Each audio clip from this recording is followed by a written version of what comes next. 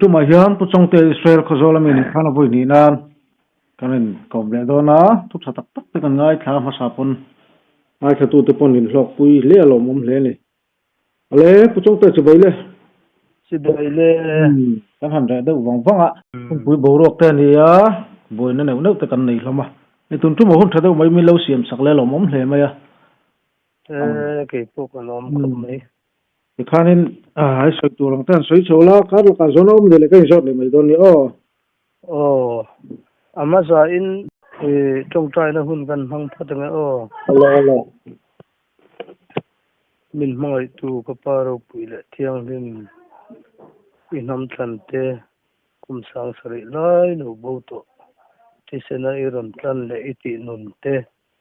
ta na to le na hun dam sang min siam saka puya kal tlanga imi thu pai tu te lalpa har le the na tura Ezekiel ne na ro lo thu le tu ro ne na thu se ro andam le the na tu le an lo nun the na an ti a Ezekiel zia ka ilo sei chu tu na hian nang ma zo kin i program kun i tan ne ka chu tianga tharau ro ne na thu se le tura ke kal tanga lalpa hun min hon le wang hian lalpa lom tu kan se ya lalpa nang ma thu ke ma atanga chuwa khozela inam ro pui lo ding chuak tu ma se kum sang sri lai lo bo to ro anga ingai ilaka thi itizen zara itan lo nung le tu idin chu le tu tangai thak tu ra ta na lalpa nam ni na anun fiat chen te na tu ra kun tha min hon sa ka wagin lom thu kan thila che ngai cha tu zong le abo sei tu le sei tu tan po dam le mal som na ani te nan min ngai tu kalal pa kuta kain kultire amen ila mani khanin tan soi ma sakha comment kha thak khop maya lalpa kan hlia bin ka hria ma se comment se deu panga vel kha uma khan min ti chak taria mo alo mom le sel tu an tam hian min ti chak tlat zela chu wang ton mi te hi kha thiam loin ron rak wak ma se huan mi lo turania an fiat lo awang ani ti hi fiat thiam mas panga ya chu wang tuan he thil hi ro anga bo to Ezekiel ne na khan lo sei khamo ro ne na thu se yang chetin Ezekiel ne na thu se ya tuan Ezekiel ne na khan Ezekielin thu sei ti ta ni kha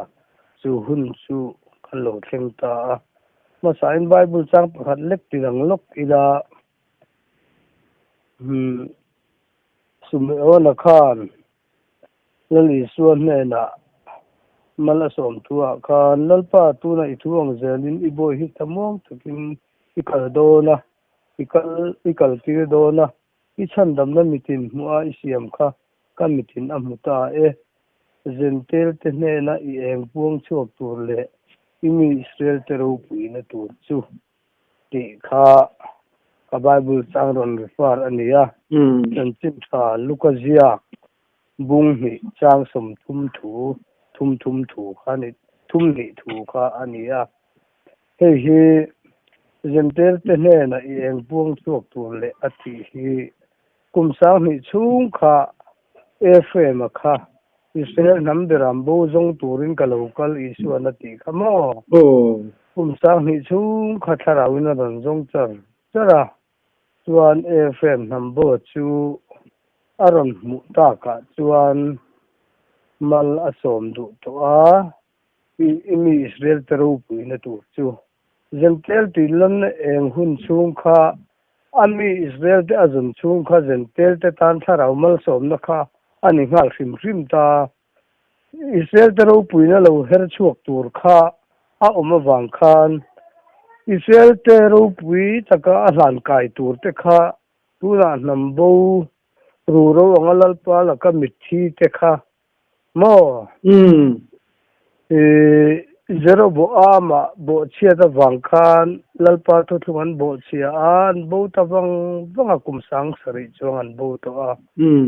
kha lalpan anam than ni ro pui imi Israel te ro pui na tur chu ti a hlan kai le tur nam ro pui lo ding chuak tur fm kha a bo ta anam ni na kha fiat to lo wangin nam tin reng te China te Japan te ta India te Africa te Mongolia na te Thailand te Japan te ram tinan uma kan unau kha chak chim le mar chang le thanga po kan tam dik ta ni maya chung te chu lalpan ru ro atita ru ro te ne na ezekiel ne na thu soi ro atia bunin lo tu ma ka tho ka lu ti ra an lo nu wang ati nam te kan ne wang khan lalpa tho chu athu he ni ta ni chu wang chuan nang ma kal tlang khan keile midang dang mangin lalpa tho athu kha aron on to ta tu na hian soi theina hun nang ma kal tlangin aronin hong ta a chu wang chuan amma sa khan bible chang hlang hlak kan soi ta a tu na chuan kan pi le kan pu te atanga te kan va chui chua anambo mani ni na po im se to lo jentel kan ni ti tlat an lo sia thiam theinan kan pi le kan pu te atanga soi hi tuna hen tumila mo chuan kan man chuan namdang ten min chui na mi thiam khovel mi thiam ro pui turu lu tuk te na min chui na hi ti lan man sam tumila kan man tura ngaila Israel nam de rambo zong tur Krista isu chuan amizon chu kum sang ni chung azonga amu to chuan lalpa athi to chu Calvaria cross arun anin atinung ta ama bak chu ni thum nia ka kai thawang ati kan bible chang ni china ka tinunga ni thum nia ka kai thawang ati omzia kha ni chin ati chukum sa ni chungin kharawin thisanin minjong chuaka minti nung ta phota jentel ti lan eng chung mor bok lama khan mo chuan ani thumni ti chu tak sa channa lo tur heng ru ro atun din a ti hara atun din tur nam si pai ro pui tak Israel nam pum puen ni aron ti Ezekiel kha aron thlen theina tur khan mo Ezekiel thum sari a ru ro ne na thu asoi tira lalpa athi ru ro om khom engma felo chu kai tho atun din atum ta chu wangin nangma engma felo har theilo kumsang sari lai lo bo to chu kan har theinan lalpa tharau chuan nangma kal tlangin thu sei tan tamne ka Ezekiel ne na thu sei tu khan keima le midang nen kal tlangin lalpa tho chu athu hiania ti chuan thu sei le don ta ania chu wang chuan in chan ang ole thu ma kha ri tian kan chan nge kan pi le pu ten menasia le fn ming an choi na te an lon lam chu na te hi kan sei par ngamo chong nu na sai lo chuan kum sang kha zakwa som pasari khan mol lung a online hela hi aphua hetiangin aremmo kan pu fm menese lungpui tlang le tan khotlang bila runim thim ruai len chom acho lem ti khan hlan lo puamo chuan puthat chunga va phai khuwa chuan kum sang kha zakwa sumria ta khan pural thangan history thila akom na ha chu ta chuan putat hu thu soi chu kan lo pan lai chuan kan nu le pa te chuan ti hian zuti thina chunga za FM le minise fa ten ran ti sen kan lon hlan che ti in an lo cham thina mo pui thiam chuan lu haya thi thin te hi khopal dam na tu ra an sei chuan ti hian an ti thina enga nge nang ni ti na thei mai kan ni hlei nem le FL le minise fa te kan ni asin an lo ti thina chuan pakhat le chuan pui thiam te chuan sual thupa choya anin thoina chuan chuwa za leya FM le minise fa ten kan sual thupa choinan sa ser chau salung chau kan non la ne inan cham chuak thina chuan ma khosang atang to in kan pi le pu ten tong kama thu anun ro chun anin cha chon zel dan chuan za mala chun kan pathian an biak dan kha za an ti thina mo za an biak na pianga kan pu FM le minise ming hi lam zia thinang cheu ti in thu anin ro chun thina no lo an enin si emo thingjung kai emo thingkol emo alubul emo an mu chuan hetiang hian an cham thin lo kiang o FM le Malaysia kan run tuai do ne an ti thina chuan upati tu chunga lian hor du lian nam chuan kum sanga ko somruk pasaria pural thanga sailo ne na thu soya malai chuan khothara din donin khomun tur an sam pai te lo tula ing an ki masak ber tur chu atluk dola an che pa in kan pu menese le FM te kalna tur kong inda le ti in sakilu ro hian an nam thu thin ti nan sei boka an lo nei tura thing le fui piang sualte am chuan an tan nei athiang lova lo atan nei an du ani chuan an thiang him thina an then fai pa in kan pu FM le Malaysia kong indal awangin chuwa za in rem tilova tuna hian kan pai ache an tia an pai thin katiang zel khan kong pui siama pui thiamin ma ruaya lam thang lam chak lam chim lam ma asul lo kiang ru FM le Malaysia fa ten kalna tur kong kan nei lova kan lo kal do ne an ti thina lal ina an lu donin lal le a khon bol upa ta chuan tu tinge in ni khoi ta lo kal nge in ni ti inan zo ta pui thiam chuan kan pu FM le Malaysia tu le fa te kan ni a pun te kan hon khol sing kan ni sinna kan hon kong ka min hon ru ti in an chang thina mo pukap le bol pu slum te khuwa chuan sa ko samru khan afapa adam lova athile lega boy pui loi ngai khopin ana a pui thiam po rol lovin ar pollution tha in an khal tha chuta anin thoi dan chu hetiang hiani o za nang chungnung der nang ma kal tlangin FM ming le kan pu Malaysia ming kan non lan che in an se masale khera tin kong pui lam pui an siam don piang in pui thiam ta chuan kan pu FM ming le kan pu Malaysia ming lam lo chuan engma an tingai lo FM le Malaysia ming an lam til zia thina ni pu do ka pasai lo far kon khuwa khan kum sanga zukwa somruk poriata India sipaiten khuwa an soi khom limte khan ural thanga nen ha thu soya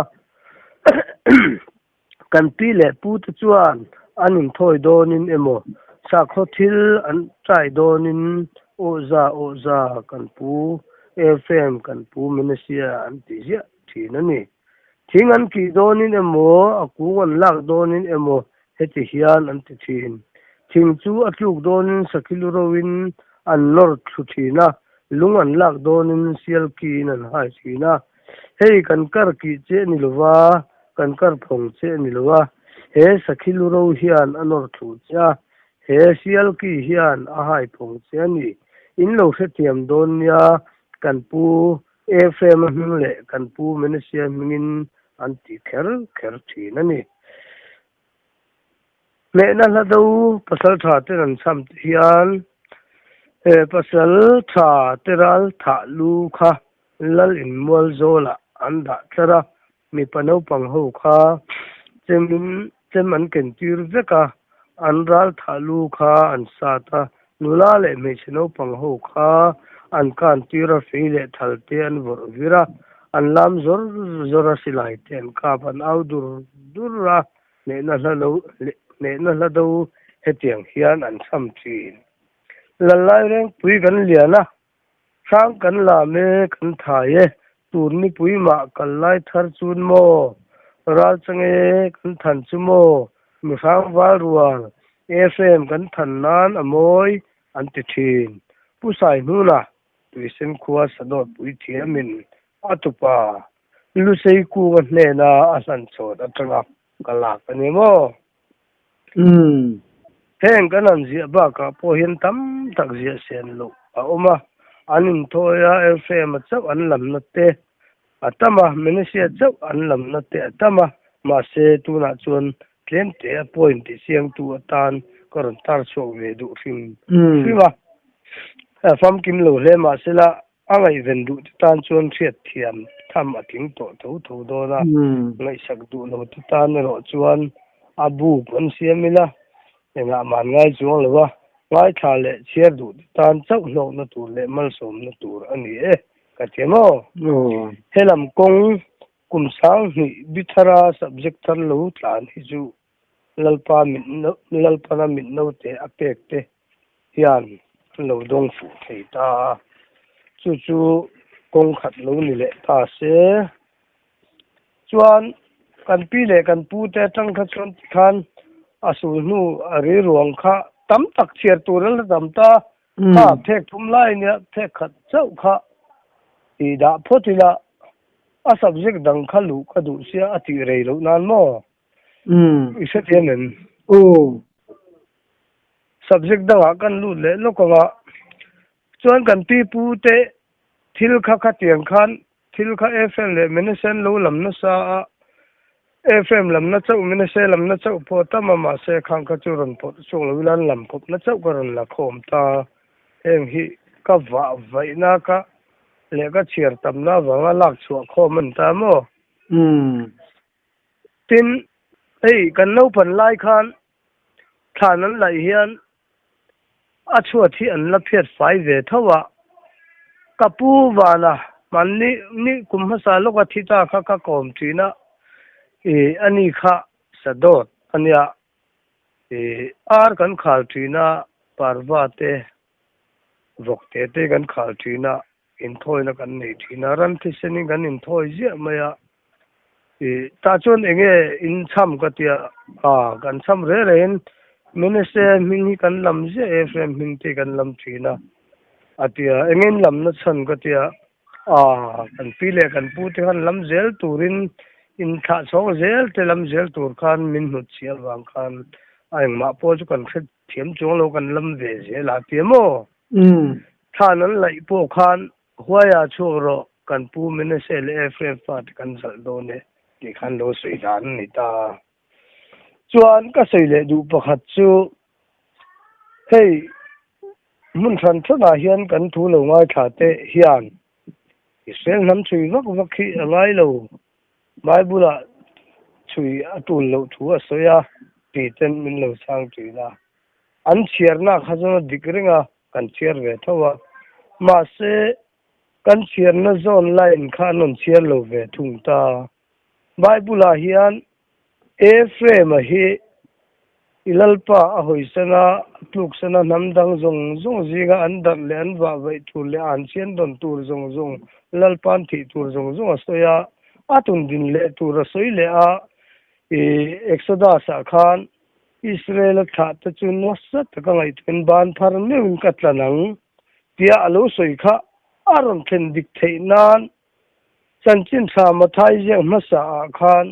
FM tha te kha aron zia thak char kha chiar ve ton ti khan aron ziak char ani kha FM hi chui le thei hian Bible hen ada ta Bible chui na kan soi to a pi le pu ta chui na kan khoi le me ka mun so ma then mun khat kha pi pu ta tamin karon la chu ka tu na chuan subject dang kha han kai zau de ka du mo ole nam dang te mi thiam mi turu tak tak te na kan ram kan nam an lo ve zia le FM nam lo ding chuak tur hi an lo fia ta wang hian an lo chui na kha apoi mo zual hi han tar lan le hi kan la manangen manang tiro mane soro chuanise nam chui na nam dang mi thiam ten tiang hian an lo ziak ve thunga James Herbert Lorraine mi som panga uga sang khazare som ko palia leite puk chunga tharawin pola tharau thianglin chon hetiang hian asoya James Herbert Lorraine le athiante Israel nambo te umnarama chuan imkalta a hei kan ram tiam chu ani khovel tir atanga thil ruwa man to ania heng mi te hi Israel dik tak chon ni ma se an pian le mun na chu hril wang che u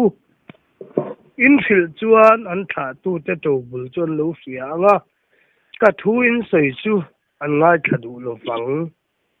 atia he thu hi pu je reina dai ri bu lui lung le ser ko na mi chu Reverend F Lalthanga Republic Bank Aizol chuan mi so Mars sangkha zakwa sumnga pasaria amu chua kha ka zu khai cho ve tamo khatiang khan Israel nam kan ni na kha lalpa zo khan min lo ra thuk fi atuma achan chu khoi na chan chin cha khan min keu ma sak phoda du tamo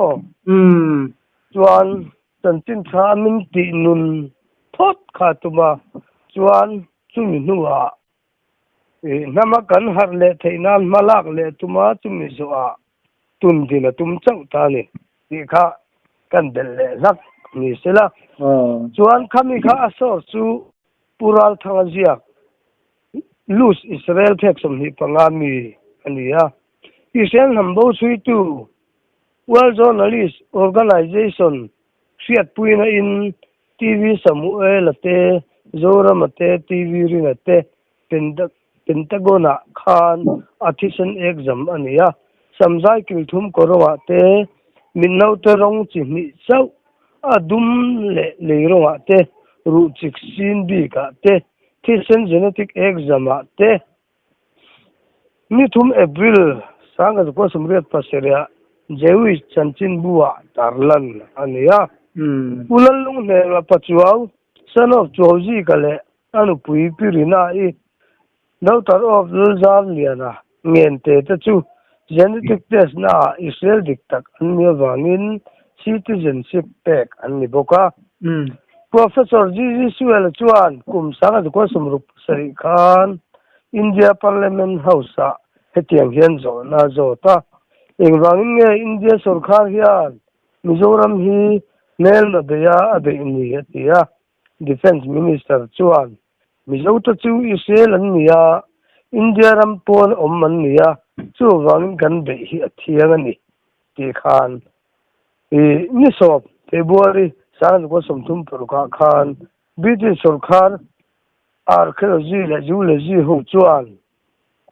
Sir Thomas le afroina loya an tumangen haifa kho pui bul chu lain chulai huna chuan manla Israel siam an low pool magnetic compass unlike chokta magnetic compass ban chuan Israel kha kalbu ta te omna chu akoka magnetic compass ban chuan ama pa longitude degree sari nga ta za latitude degree som pa ta thum kan ram chu akok tawa meni chuan pakhat le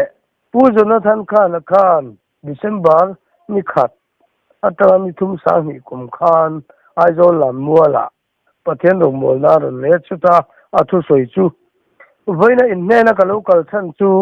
lalpa nam than big in niya langma ni chin lung chuak te hi lalpan mal som turin min tirani ke juda mi ka niya nangni israel menase fm ye ko te in ni khobela hian mitam takin israel nam in ni hi an feto ti kha aran sai chuak bogamo tuna hian acd te po kala kul rega aizo lam wala alu kala soi pp zo panen khalan nia chuan ama hi america tanga local nia le viachi israel nam arona tha ami khania e an pui tiam original ania ma se iswarina wangkhan america pem ta dei tamo ha khamo o diram pakit kan on ha me seide mai pathum maron ha ma chuan e a sei ber kha nam ron puan na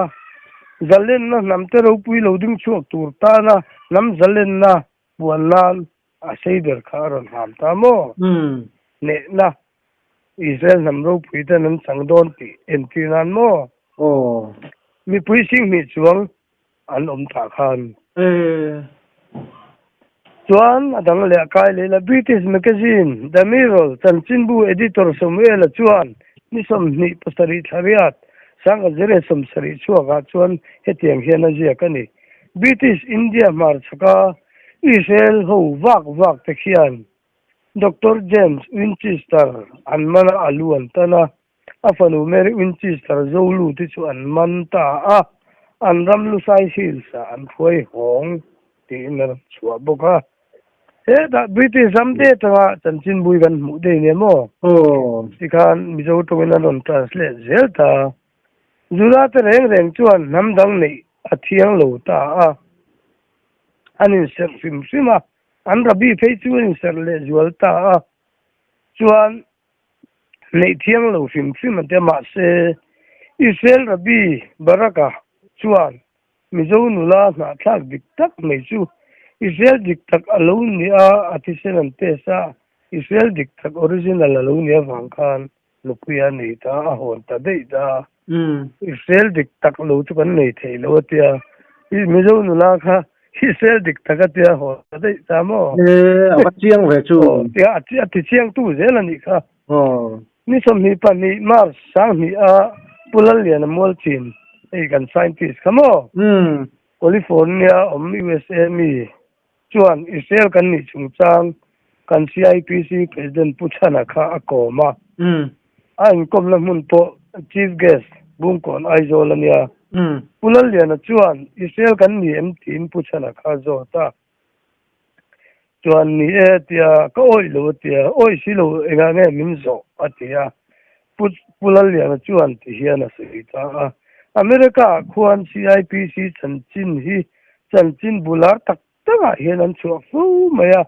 tu khat chu thingpui in pa hian chanchin bu hi ka chiara ka thian pa ka kopui ka scientist pui ve tho america citizenship nei judabi ni tho america citizenship nei scientist ve tho khan hetiang hian azota mi samni pariat october ko north east india mizo anti te chuan israel an ni na identity referendum chu iwan fiat twin an lo puang ti chu ka ko mo ta scientist pa chuan adigalom u naw kan mielom nampui kan mielom ma se nampui kan ni nei kan fiat na ri to ma se kan juda sarkar zokhian an ma ni in fiat chu hun ha tur fil lo tur tin kan thuk yani ti khan an lo sei chu ka ni mo chu chalam tu na po hian mene se tha ho kha an lu tha huma kong an hon khai siaga khatiang bo ro khai siaga chon khalai kha sei fiat lok ka du mo kan bible te dik na zela ne wang khan thu pu na khan adera zu da in ti te nang mani chi bai buk turin ka ron ti rang ti kha om kha khang kha then dik na turin an chu khia ngai ta chuan gan siar zau na chuan menesia chi he to pa mo tlat me na FM ne na chi min tha sagro atia FM an chi tha sakta chuan menesia chi kha to pa wangin FM khan chi tha sakta an fa ta chu FM fa ta kan lu ni to a ma khusa ga menesia kha chu chi top ta de ya ma se kan pi kan pu te khan an lu hlan chon je la wang khan menesia in ti tam takan om ta chu wang chuan an chukhi atul ve him chuk mai me ro se nial lo tur mo chuan FM chu helai ram hi pathen ram tun din la tur Jerusalem thar mo i New Jerusalem thar tur khutami all Jerusalem ania hey New Jerusalem thar tur anita kan Bible la tho khan lal patlam te lal ram tharalu ding chuak tur le dam chuak tur noi khat le singli atia khan menese namami te isakara nammi te zebulun namami te khateng khan aram jek chara menese khatel tatani noi khat singli sangli jinga khan ta han FM kha hanchiar mala tel mi alawa aphek nung de a langin om thadei me ni chu menese kha chu anin ti chanan chu khangai di chu ho khateng zel khan a kan soi fi lo kan ni chu chu wang chuan chuk mian mia ro se menese im thi chu mo ti bai min la ron buk tu ten ta chuan kan soi chum zom le nga ole Joseph Philo MA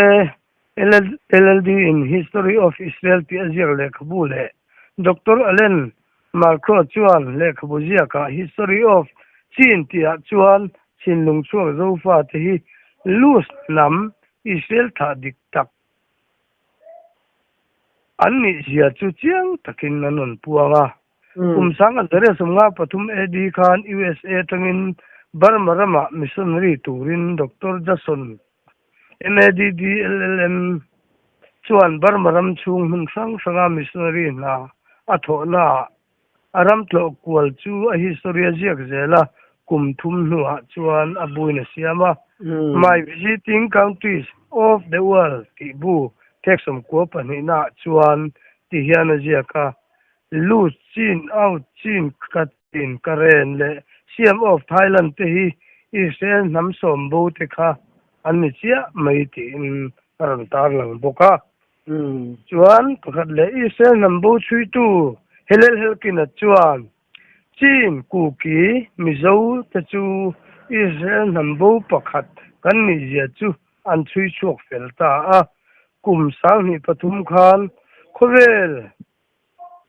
khowela Chin te ku ki te mizo te Israel an lo ti nom chuan min hial ro min hial tu chu chans ka peng chu khowela hen ka puang dar don sia atia hial tu an om tang lo wang khan khovel mun sang le khabu abu se chu atlang zak ta a fe chiang du tan chuan a sor som reng ta document kan nei reng ta mo Israel nam kan ni chung chang he allo chui na sal tu ka nam dang mi thiam mi ro pui million tak mi thiam turu lu tuk yan ikhan mi zo tongan translate ka kan lo la chuak le char tan ngai sak tu an them wang hian kan felo mai ngei ta dik cha tuan ni som pani October sa ni pani khan America khopui New Year ka terrorist kovel chok boy tu te wangin America president in ram sanga cha khom ankal khom na khan America rama bet Israel pui thiam Jonathan kana ai joran sei tu kha khun ser mang tu a an ruata chu ta chuan chin lung chuang mi zo te hi Israel nam dik takan ni ti khovel fia da khan America rama dei khan puang pen tem bok mo absolu he mai pathian ram ru athian mak America ram khan ron puang thau maya yaram America mi puya White House kal te kha anuai tel khan ni ta mo tam lu tu juda nar kai tu rabbinical council an chief rabbi chuan chin lung chuak te khi Israel an ni lo Israel an ni chuwangin khovel fiata hian kan puan angai to approve na po kan nei thavet to a rabbinical council in apum to chu Israel sarkar po hian asai boi thei lo ti thlengkan Israel ram khu ahong na sa mo chon DNA test na result hi an ti lan ve sim hi kan du malamo han ti le lo le that week magazine miso pani September sami palia BBC News August miso pariat sami pali jingle England jing dar som pakhat le misom pakwa an puanga athu pui chu Jerusalem ti le mizo chin lung chuak te DNA chuan Israel nambo kan ni an puanga an ti chiang mo du bani chu an test na mun chu Central Forensic Science Laboratory Calcutta a test tu ta chu pu Dr. V.K. Kashyap Director of the laboratory le pu basur baiti researcher scholar te anniya kan timur an test na ming po mitochondria DNA meisia le mi pa haplotype of genetic sequence code juda ve thau Uzbekistan rama omtene kanin ang zela mel sang tam taka in lat si kan timur le DNA hi ain ang himak anti a hi plan sai ani chu antes kum le antes za chu basur mai tia mithian ming thang research scholar Central Forensic Science Laboratory Calcutta ami chuan kum sang ni pani mar tha khan mizo mi pa za le mei che som riat ta chu sample la in an DNA chanchin an lo zir ngara Israel rama sa khonar kai tu ten Israel manase le FM tha te min puang to a om viave alom na siam an tumani ti po kha phone atang te magazine atang te kan lo dong le tamo ni som ni pariat October kwa khan CIPC chuan Israel nam kan ni na identity referendum chu iwan fiat win khovel fiata puan ania chuta chuan kan khwal lian kha X ani line pu hola khamo a X line ta kan khwal lian kan manga ke po ka kal ve tho mo pulal than hola kan manga ta chuan a video te pun kal ve tho mo ma se a document file fai ka nei tho wang khang ka tlang zar talauta chuan pu hola chu man ania somna aron tilo tlinga athu soina Israel kan ni sia kha soi ve na samai ni chu pu hola khan mo kha evidence kan du ve ta ni chu chuan mystery September sami palia CIPC Rising Day ya khan pu Dr. Civil awa advocate kai fiana mo Mizoram High Court ami kha khwal za oma mangbuka Israel kan ni ya siang tung takin ron sei le boka akisep te kha kan ron da thana sa chuan bana pa hola khan foreign local sang hi million tak te hi kan ko fo CIPC khan chuan an soina sama Israel nam kan ni hi khovel hian kan soina sa chuwa inin fellow hi chu apoi mange in harahun to hianon ti thina ni chu kha kan lo tang se ma son theilowa lalpan huna hon helo ngai lo nemo adiklu tuk chu mo ngai ro chun hei lalpan hongta ke niang lang ngai lo te po lalpa tharau chu min pam ta der chu nemo nang ma thi lo poi mo he ti han sei non le dua pathian pon mala som zel don te kan tung trai pui zel chemo alo mom lu to ka wan CIPC memorandum khan Israel nam kan ni kha bucha tak document kha kan siam boka tuna Israel ambassador David Dalia CIPC president in Mizoram thalaite zariat vel lebor na longai tu saktura angin khan he Israel pa hian kan una win nia so fa nga in sorhi chu harsa kan tiang in mai nei om ta ta juk ti tla ni chu amo khang kha dairia tang ka lak chhona nia chuan pulian chungnu British sipai captain atan line British army officer Colonel Sir Thomas Kuki chuan lian chungnu hena lian chungnung British sipai officer zinga chuan huaisen thak inia kumtam tak chung hian indo in thiam zia kan thia a in thiam chan chu Israel tha dik tak in ni wanga ni te har sai le chat chat bogamo kan miro pui de anan lo sai na sa ke mani kan har thei lo mai me mo adik to Captain Brown British sipai chuan pusuak puilal hmena ren na sa ui an tan khan ti hian atia pusuak puilal Israel nam dik tak khochakram om in ni a in ram hi ram lak ani lova huai huai ngam le ngam in ren na sa ui kan tan ani chumia tan chuan arpui sen le ui kan tal ani te khan thu te khan lo chamamo Captain Brown daily atanga ni somni paka July saka zera sumbet pasaria lak chua anya Lucy Israel pek som pakwana khan ganda tamo pin tira kandi chuan pulal deng hena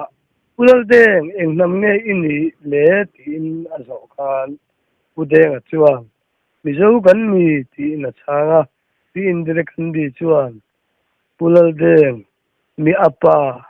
mana tang to in tun thleng in politic e khela chuti chung po in tun thleng hian in nam dik tak po ila felo ani mo pi indrika khan hawa musitamo ma ni nam dik tak a felo kha ise nam ni hi fena nge lo ti ani kha thil kha thuruk in thup kha ai chuak chu polom lo I chon mo thil hi a chuak thei lo reng maya chu wang chuan a minute kha engza vel nge ni to le o minute som li le pa hi vel chu tian chuan du tok don to ila wa tha nang ma chu tian ni chuan ngor a top khar nan mo darul khai ki kan bible khan lu le lokila is darul an khai kan khan a ena piang khan dama a en du lo kha an mai mi ching lui tla ti khamo chu tiang buk chuan tuna hian mitin reng kuta benga taksa a damna dam theina thu a thlengani lalpa thu taka thlengani an endu lawan thai som zen mai ni chu ma se pathian in mala som to a huna hong to a heng hi lalpan ru ro te ne na thu a soi ezike ela ne na thu soi tu khan ka ne na hian thu a soi ve a midang ne na po soya an lo en thot chuan an poma me nan tek chuan an dam na tu ran sia mo chu wang chuan an du lo tu te chu lai sak du lo tu te chu musit lak tu te chu thim lo thleng tur hi an tan bo ra hlen na ni do na lal pana hum him tur te chu heng ngai vena damma nama kai tho tur te chau kha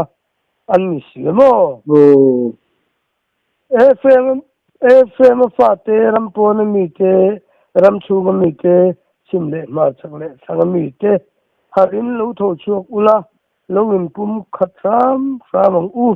lalpan ka tung ding kamal ka som to don chuni lalpan ti he kan thu nu nung mi le phote ro so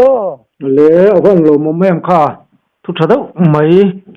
iron puang chuak le a alom lu to ke o lalpan mal som je chro se o nang pu le tam takin mal som chero se ole